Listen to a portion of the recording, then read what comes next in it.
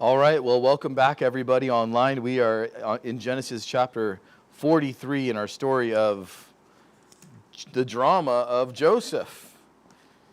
And I'm not sure where you're watching online. I encourage you to put in the comments where you're watching from. We'd love to be able to say hello to you. But it is, in Florida, I don't even know the seasons. It's late fall, I guess, or middle fall. I don't even know. Anyway, it's hot outside, and the air is off in the room that we're in right now. And so it's just so warm, and I was ready for winter. I got up this morning, and it was, you'll appreciate this, those of you who are watching anywhere that's probably not Florida, but it was a blisteringly cold 59 degrees when I woke up this morning. So I wore a long-sleeve shirt and all that. Well, it's very warm in here. So, John, come on up here. I have a hero this morning. John said, I have an extra shirt for you, Ken, if you want to wear it. So we're twins this morning. He said, I have this shirt in my car. So this is my hero this morning. Gave me a change of clothes. So I have a new shirt. Thank you, John. Yeah, I appreciate that. So, John helped out this morning, so I wanted to bring him up and embarrass him a little bit. So we have the same shirt on. So I said, we're basically twins. So anyway, thank you, John. Well, thank you for joining us this morning. And you may already know this, but if you would like to have a handout that everybody in person has here, go to Bible 4. It's the number 4, Bible4.family. You can sign up for a newsletter, get that. You'll get that in your email every Sunday morning. Let's dive into Genesis 43. I'm very excited for this chapter. We're working our way through. And if you joined us for our last session on the faithful remnant of Israel, that'll come in useful even this early in the story in Genesis 43. Because we now have a name change we're dealing with, and Joseph's father's name has been changed. And at this point in the story, sometimes Moses refers to him as Jacob, and sometimes he refers to him as Israel. That's right. And so Israel here is just simply Jacob. And so we're already starting to see some of the confusion of referring to Israel, but this is just a man. They've not been offered to become a nation at this point. Here's our chapter overview. Here's what we're going to see in this chapter. Genesis 43 recounts the brothers' second journey to Egypt. As the famine worsens and their food runs out, though Jacob fears losing Benjamin, you remember who he is, he's the youngest. He's also the son of Rachel. Rachel died giving birth to Benjamin. He's the only full brother of Joseph. So remember Benjamin. He fears losing Benjamin, but Judah guarantees his safety. Jacob sends Benjamin along with gifts and double the money. Upon their arrival, Joseph has the brothers brought to his house, which honestly terrifies them. But his steward reassures them and releases Simeon. Joseph is overcome with emotion and sees Benjamin and secretly withdraws to weep. At the ensuing feast, Joseph seats them in birth order and gives Benjamin 5 times more than the others, quietly continuing his test of their character and unity as the path towards family reconciliation advances. All right, let's dive into this incredible, incredible story. I hope that you're viewing this somewhat as like a movie and you're following this drama, because it's a good one. Verses 1 through 10 could be summarized as by just simply saying Judah talks with Israel, of course Jacob, into allowing Benjamin to go to Egypt. So if you haven't yet seen our last message, and I guess if you keep saying that, you need to go start at Genesis 1 because it's one big story. But I'm really assuming that you've already heard Genesis 42 and so forth. But that's what the first 10 verses will be about. Let's dive in. Verses 1 and 2. Now the famine was severe in the land. And it came to pass, when they had eaten up the grain which they had brought from Egypt, that their father said to them, Go back, buy us a little food. But Judah spoke to him, saying, The man solemnly warned us, saying, You shall not see my face unless your brother is with you. If you send our brother with us, we'll go down and buy your food. Verse 5. But if you will not send him, we will not go down, for the man said to us, You shall not see my face unless your brother is with you. So we see here in the first 5 verses that the famine was severe in all the land. It had become so severe that, remember, all of the grain which they bought last time has now run out. And it was still so severe in the land that they needed to go back. And really their only hope for anything was to go back and see Joseph again. Probably not the thing they wanted to do, but they wanted to be able to see Joseph because of Simeon, and they needed some grain. I put in your handout, remember, this wasn't just about Jacob and his sons eating. We're not having the story right now of just Jacob, Benjamin, and the other 10. This is not a story of 12 people eating. Remember, all of these men have families. So you can already see the multiplication of the Israel story, that the other 10 have families already. So we're talking about all these families eating. All of these families collectively ran out of food. The famine was still in full swing. So remember the story was that Pharaoh had a dream. And the dream, there was 2 different dreams, but I'll tell you one of them, you remember them. But it was the 7 massively big, strong, healthy cattle, the cows. And then the 7 more very scrawny cows came up, very skinny cows came up. And the skinny ones ate the big ones, but they still remained skinny.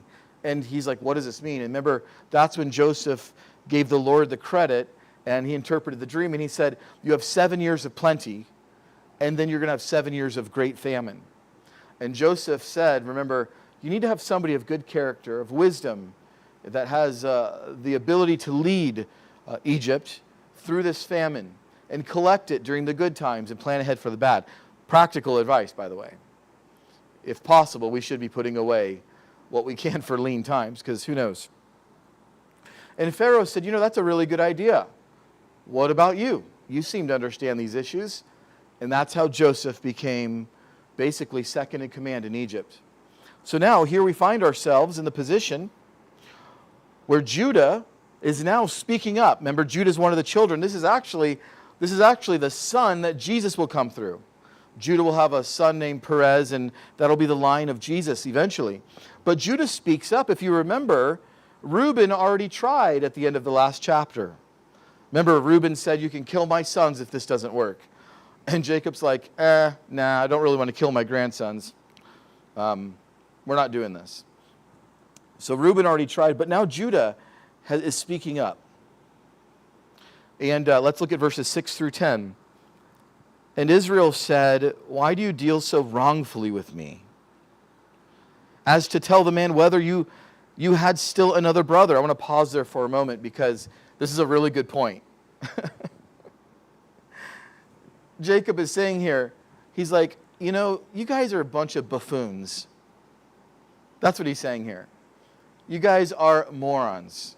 And they're looking at each other, and he's like, why did you even tell him we had another family member? You gave him leverage that he can use against us. Remember their thought. They don't know this is Joseph. Remember, this is one of the greatest stories, man, I tell you. Joseph's motivation is he wants to see if Benjamin is still alive. But these guys are like, why did you tell him that we had this precious commodity of Benjamin? Why did you even let him know that? Because now he's going to use it against us. You guys, as Bugs Bunny would say, a bunch of maroons. He says, why did you deal so wrongfully with me as to tell the man whether you had still another brother? And now they're going to help him understand the context. They said, Dad, it's not in the text, Dad, the man asked us pointedly about ourselves and our family. Almost, can I interject, almost as if he knew more about the family. Saying, is your father still alive? Have you another brother? And we told him according to these words. Could we have possibly known that he would say, bring your brother down? I mean, Dad, we're just answering questions to this guy. He point blank asked us, is your father still alive? Is there another brother you didn't bring with you? Of course we're going to be honest with him. How would we possibly have known? He would say, oh, interesting, I want your brother to come here too. How could we have known that? Verse 8. Then Judah said to Israel his father, send the lad with me, he means Benjamin, and we will arise and go that we may live and not die, both we and you, and also our little ones, all of our family. I myself will be surety for him. From my hand you shall require him. If I do not bring him back to you and set him before you, then let me bear the blame forever. For if we had not lingered, surely by now we would have returned the second time. So Judah really takes this thing on and says, listen, let me handle this. And he kind of gets a little bit more serious with his father and says, if we don't do this thing now, listen, we're all going to die. So it makes sense to take a little bit of risk with Benjamin. I'm going to take care of him. But if we don't do this now, we're all going to die. And by the way, if we didn't spend so much time talking about this, I would have already gone there and back by now. Let me go with your blessing with Benjamin. I have in your handout 6 through 10. Israel wants to know why they offered such personal information. It's like going to see somebody going, oh yeah, do you need my social security number too? How about my mother's maiden name? What else do you need? It's like, stop offering information. But of course, I have in your handout, he's unaware that Joseph needed to see if the brothers were being honest and repentant. This is what's going on here. The larger picture is Joseph is looking in the eyes of these 10 guys that were going to kill him, are okay with their father thinking he got killed, and actually sold him into slavery. 10 guys did that. Some didn't want to, but they still went along with it. And Joseph's looking at them wondering, did you guys kill Benjamin? Because when you hated me, you're probably going to hate him too for the same reasons. We're both from Rachel. We all know Dad loves Rachel most. So we're full-blooded. You guys are half-brothers. That's my brother. So you have reason to kill him. So he's looking at these 10 guys and wondering, is my brother still alive?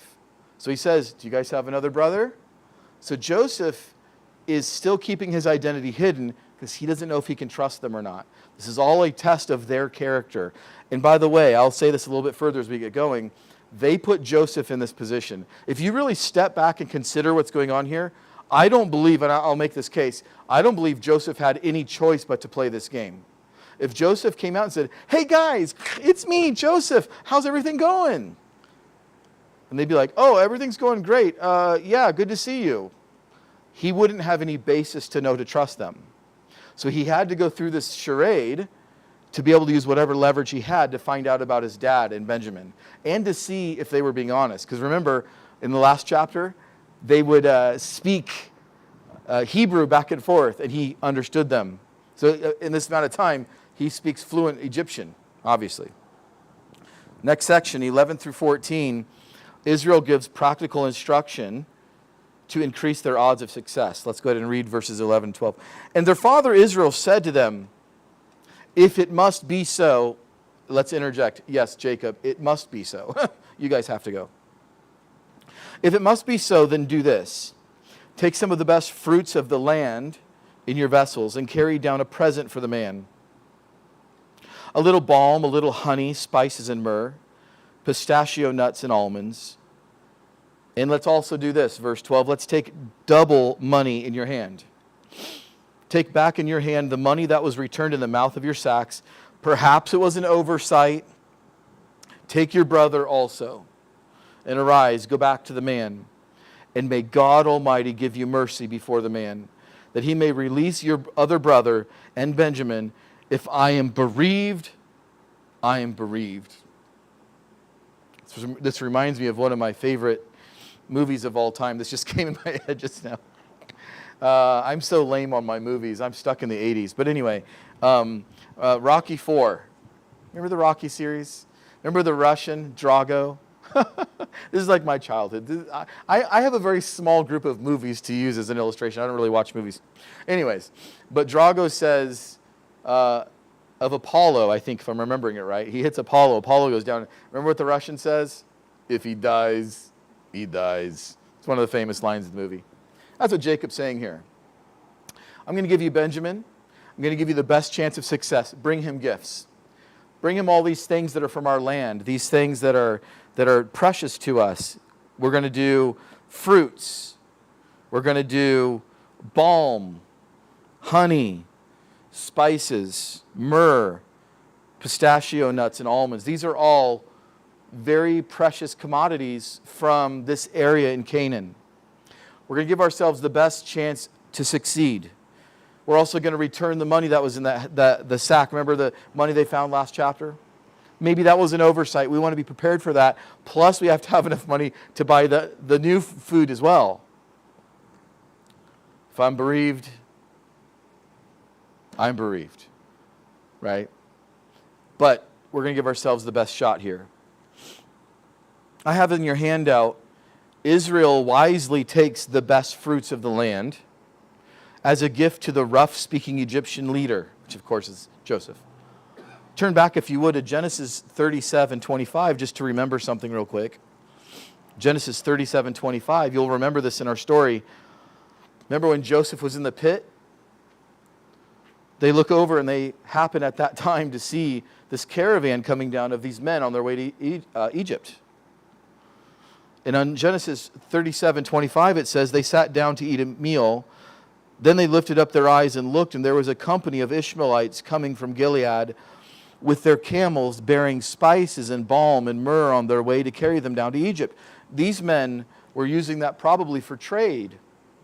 But this would have been of high importance to those in Egypt. Apparently, it was a valuable commodity because apparently it was more difficult to get these items in Egypt. So Jacob's using that as leverage as a good businessman to increase their chances of success to be able to get Simeon and, for him, probably more importantly, Benjamin home.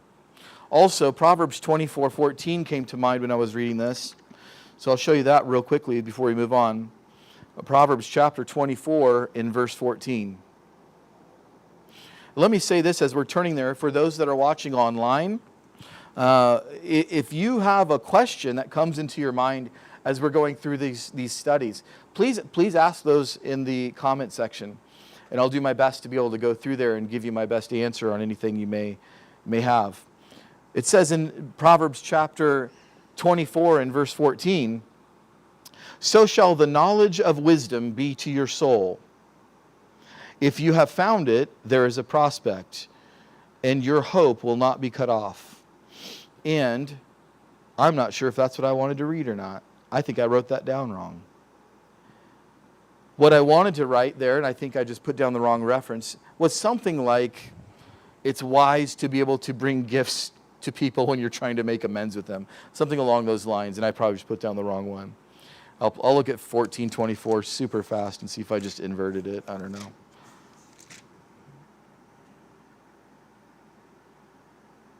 No, I don't know. Okay, so we'll move on, but there's a good verse there that helps that.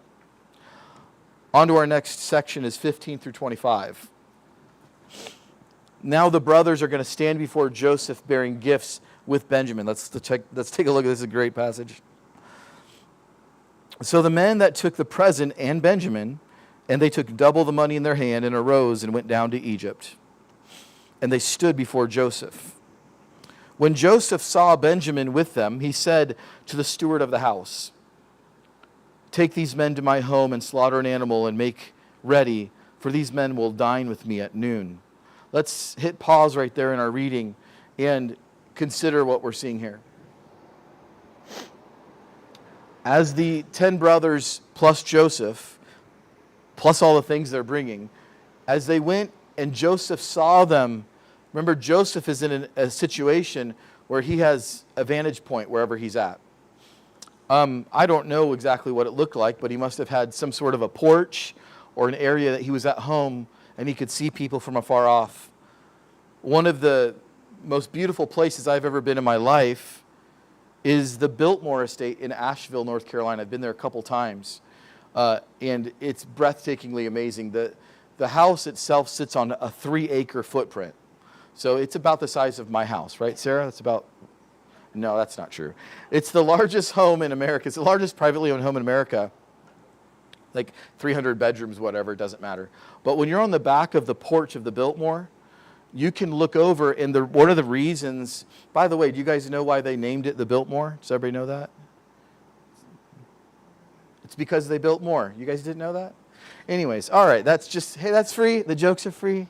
All right, so when you're standing on the back of the Biltmore, you look down, and there's actually, it's a really interesting combination. There's sort of a valley that goes down, but then you see in the background, you see the backdrop of mountains. It's basically like that with a 360-degree view.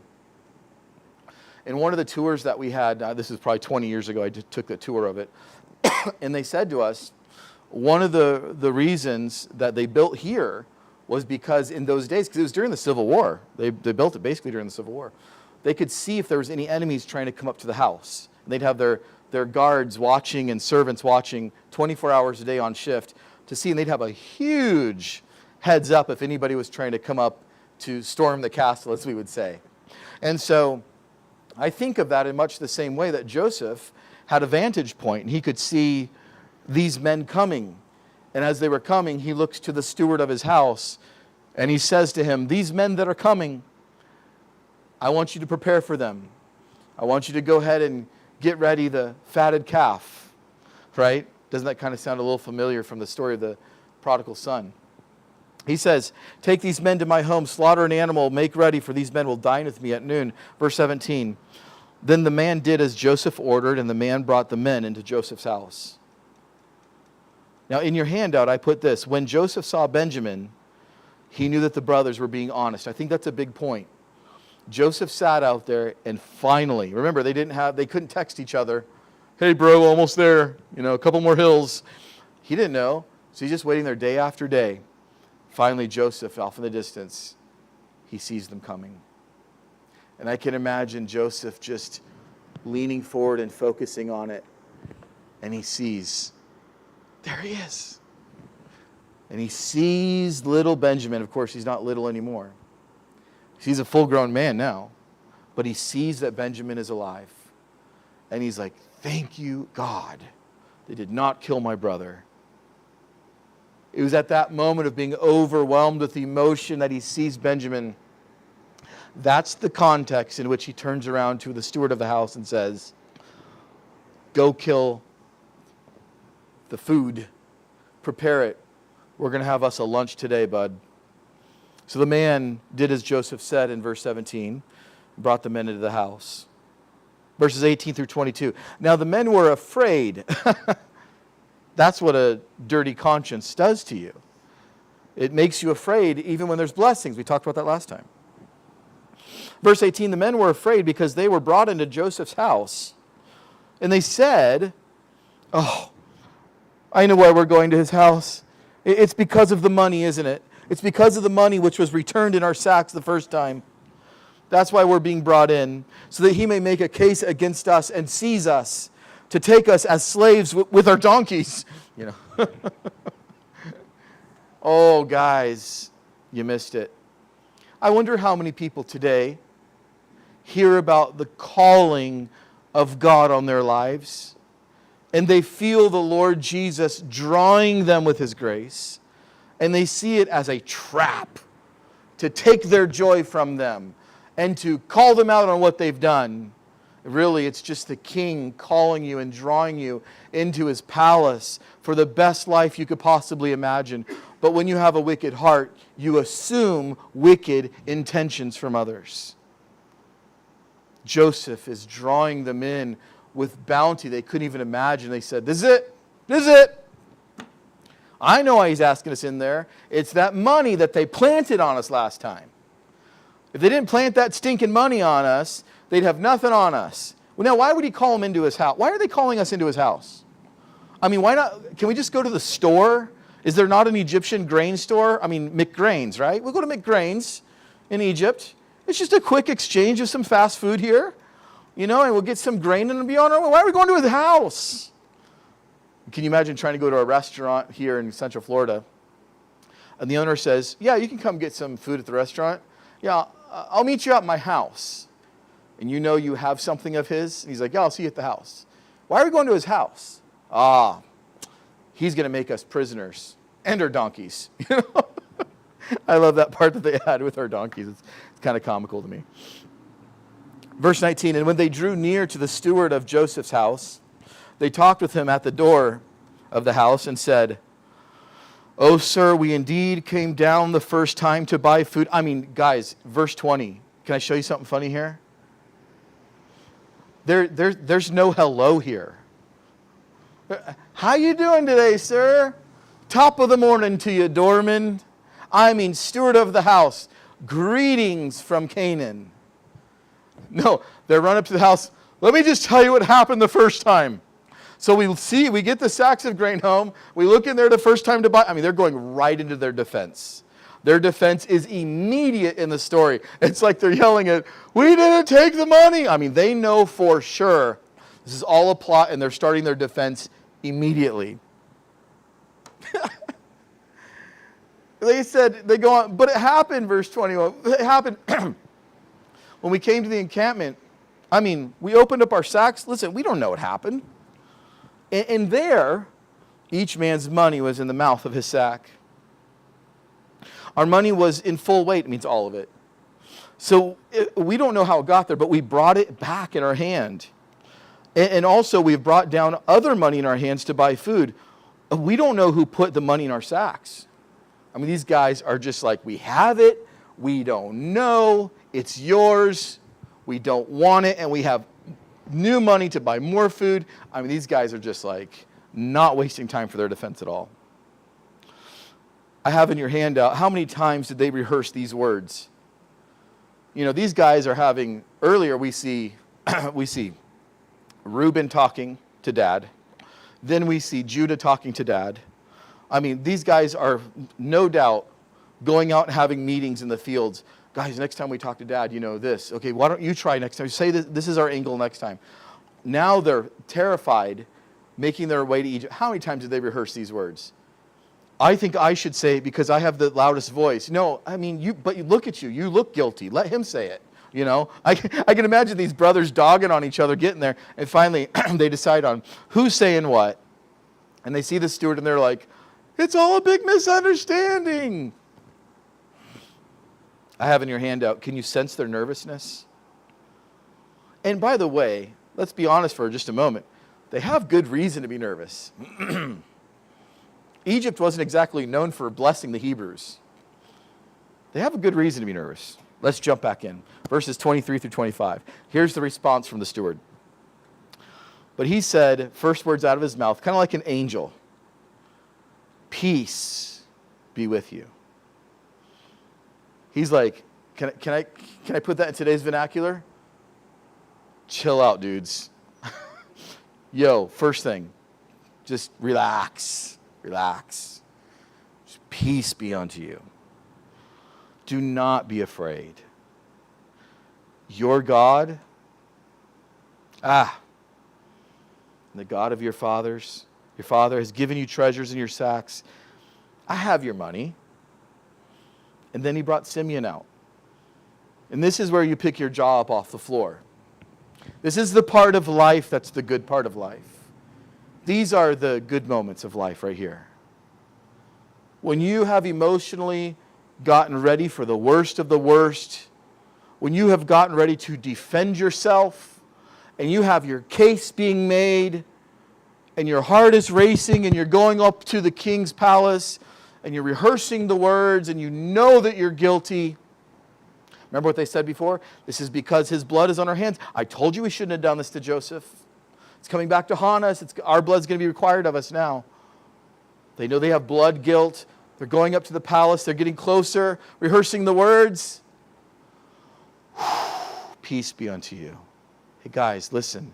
Everything's fine. I got the money you were talking about. You're off the hook. We know that. We just wanted to love on you. We just want you to have peace and blessings. This so reminds me of our story with us through Jesus to the Father. Pray in this way. Our Father, who art in heaven, hallowed be your name. Thy kingdom come, thy will be done on earth as it is in heaven, and give us this day our daily bread. This personal prayer that Jesus taught us to pray is so packed with meaning. Jesus taught us to go directly to the Father. You do not pass go. You do not collect $200. Directly to the Father. There's nowhere else to go. You go directly to the Father. There are so many spiritual gurus and denominations today and men standing up behind lecterns like this that would wish to control you and make you believe you have to go through an institution to be blessed of God. But Jesus broke down all the barriers. It's no wonder they killed him. Jesus in this story is the steward ushering you up to the throne of the King. And with your heart beating, you say, "Our Father who art in heaven." And they say, "How are you allowed to speak to the King like that?" You say, "I come on the authority of Jesus Christ. He told me I could." They go, "Well, welcome home. I pray to the Father. In Jesus' name, I'm allowed to be there.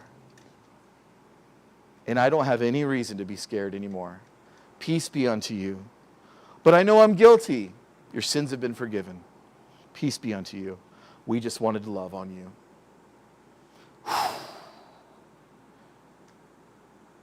Then he brought Simeon out, verse 24. So the man brought the men into Joseph's house and gave them water. They washed their feet. And he gave their donkeys feed. They thought they were going to be imprisoned with the donkeys. Now even the donkeys are getting food. 25. Then they made the present ready for Joseph's coming at noon. For they heard that he would eat bread there. So now they're there. They got their feet washed. Their donkeys have been fed and watered. And they're in the giant waiting room in Joseph's house. They don't know what to think. They've already hugged Simeon. He's been brought out. Simeon looks over and goes, "What did you guys bring?" "Oh man, we brought pistachios. We brought honey. What else did we bring? We brought almonds. And we got presents." He's like, "Good thinking." But now Simeon's already been there for a while. I think, okay, here's something funny. I didn't even think about this till just now. Do you want to know the least nervous brother? Simeon. If there was one person who knew they weren't in danger, it was Simeon. Because he was already familiar with Joseph. He knew they weren't in danger. He's probably the one brother that knew that. And he's probably the one they were all worried about. There's a sermon in there somewhere. Paul's saying, "I'd rather be a prisoner of Christ than free and outside of the king's palace." Wow. So they brought all these presents, getting them ready for Joseph. I have in your handout, the steward of the house assured the brothers about receiving their money. "I got your receipts for it, guys. It's okay. I have your receipts on file. That's your money." Our next and final section in this chapter is 26 through 34. I entitled this one, "Take Another Bow." The brothers fulfilled Joseph's second dream. Remember the dream? The first dream was the sheaves bending over. But the second dream was another obeisance made with the sun, moon, and stars. "Are you trying to tell me," Jacob says, "that me and your mother and your brothers are going to bow down to you one day? Is that what you're trying to say?" And Joseph's like, "Look, Dad, I'm just telling you what I dreamed. I don't know. I'm telling you what I dreamed. I have a hunch I'm right, though." And Jacob went, "Hey, here's a thought, son. Let's keep this one on the down low. I don't think your brothers are already very happy with you." So Jacob remembered that. Remember, it says, and he kept the matter in his mind. Here we go. "And when Joseph came home," verse 26, "they brought him the present which was in their hand to the house, and bowed down before him to the earth." There it is. There's the second bowing. They bowed the first time. Now they're bowing the second time. See, what we didn't know in Genesis 37 when we read it, but we know now, is what we didn't know is the two dreams were actually two different time periods. And this is now the second time that they're doing this. Verse 27. "Then he asked them about their well-being and said, 'Is your father well?' I mean, make his voice real gruff. I mean, that old man that you spoke of." For a second, he slipped in there. Did you hear it? "How's Dad? I mean, that guy you talked about, or the old guy that you live with, whoever that is. Is he still alive?" Verse 28, "And they answered, 'Yes, your servant.'" They're taking every opportunity to make sure they are very humble before the leader of Egypt here, second in command. "Your servant, our father, is in good health, He is still alive. And then they bowed their heads down and prostrated themselves. I have in your handout, remember Joseph had two parts to his dreams. I would just mention this. This is the fulfillment of the second part. We've already read it, but that's in Genesis 37:9 if you want to look at it on your own. Verses 29 through 31. Then he lifted up his eyes and saw his brother Benjamin. Oh, could you imagine? How many sleepless nights wondering if he was alive. His full brother from his mom and his dad. I thought he was dead. I thought for sure they would have killed him. And he's standing before him. Oh, the emotions that must have gone over Joseph at this point. He lifted up and he saw Benjamin, his mother's son, and said, "Oh, is this your younger brother to whom you spoke to me?" And he looked in Benjamin's eyes and he said, "God be gracious to you, my son." Wow. His heart yearned for his brothers in verse 30. So Joseph hurried, made haste, and sought somewhere to weep. He went into his chamber and he wept there. So he washed his face, verse 31, and he came out and restrained himself and said, "Serve the bread." I have in your handout here, Joseph's emotions were very high. They were very high when he saw Benjamin and his only full brother from his mother Rachel. Remember, his mom died giving birth to Benjamin. Joseph thought for sure he was a goner, and he sees him.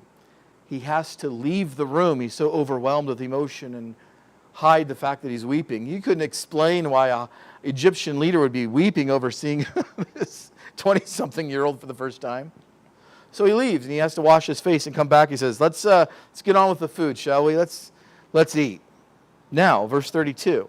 If you remember, we jumped ahead and we read this verse earlier about the dealings of the Hebrew and the Egyptians. We went ahead, but now we're at this part. So, verse 32, they set him a place by himself, that is Joseph, and them by themselves, that is the brothers. And the Egyptians who ate with him by themselves, that is by Joseph, because the Egyptians could not eat food with the Hebrews, for that is an abomination to the Egyptians. So it was against their culture to eat with them. So when he said serve the bread, it was serve the bread, but let's go to our own designated area. And they sat before him. Now this is interesting. Look at this carefully. This is a little bit more clear in other versions, but we'll read it here and I'll explain it. They sat before him, that is before Joseph, the firstborn according to his birthright, and the youngest according to his youth. And the men, that is the brothers, looked in astonishment at one another. Here's what just happened. After they got done eating, Joseph says, "Hey, let's all sit at this table together." "Well, where do you want us to sit, sir?" How about you here and you here?" And Joseph goes through them all, and he sits them in birth order. And they all sit down, scooting their chairs in, going, how on earth could this guy know this? I love that. That's just so fun.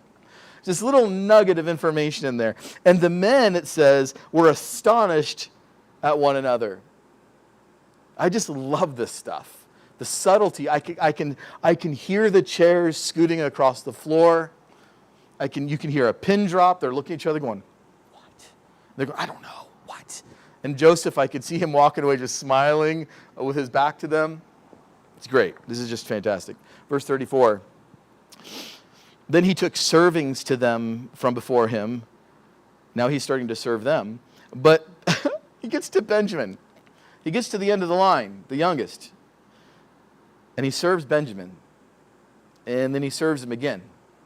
And then again, and again, and then one more time. He serves Benjamin 5 times the amount of food that he gives everybody else. I mean, we're talking Peter Pan portions here, Lost Boys.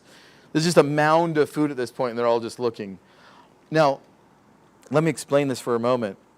I have it in here. Let me read your handout first, because I think I explain it here.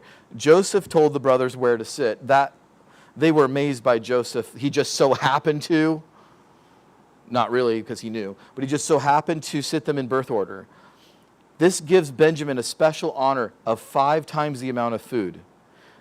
Now, keep in mind, a double portion would have been a typical way to show honor, a double portion. The number 5 in the Bible is often associated with God's grace, his favor in the biblical narrative. This is one example. Another one that comes to mind is also the 10 Commandments. You have the 10 Commandments broken up. 10 is the number of quantity, but they're put on 5 apiece on the tablets, 5 and 5. The grace of God giving them these rules to be able to have access to his holiness. There's many more examples of 5 being favor and grace in the Bible. Here he gives him not just double, but 5 portion. 5 portion. As we make our way through this, it leaves us on a bit of a cliffhanger. We're going to pause our movie. I know it. I feel the same way. I wanted to make this to where we could get through this, and I was going to couple them together, but we would have missed so many of the wonderful details. So I don't want to rush it because these stories are just so good. But it does leave you on a cliffhanger, so we'll pause the story there where they're at the table. Here's where our story's at. Our movie is at. Joseph's going over himself, and he gave 5 portions to Benjamin. And now the birth orders, do you see what he's doing? He's giving a visual representation of their family. Birth order, but 5 times the blessings on the youngest. It shouldn't be that way. It should be on the oldest. But Joseph is now in charge. He's giving it to Benjamin. Here's life application. Here's what I got out of this passage this week. Do you worry that God has forgotten you? Don't let worry and lack of faith ruin your faith. God is never late and never forgets his promises. Imagine what emotions you will feel one day when God reveals that he has been working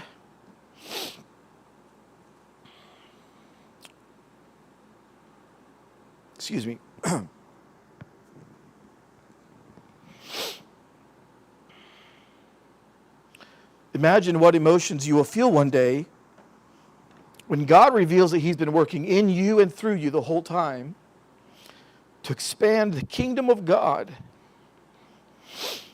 and glorify his name.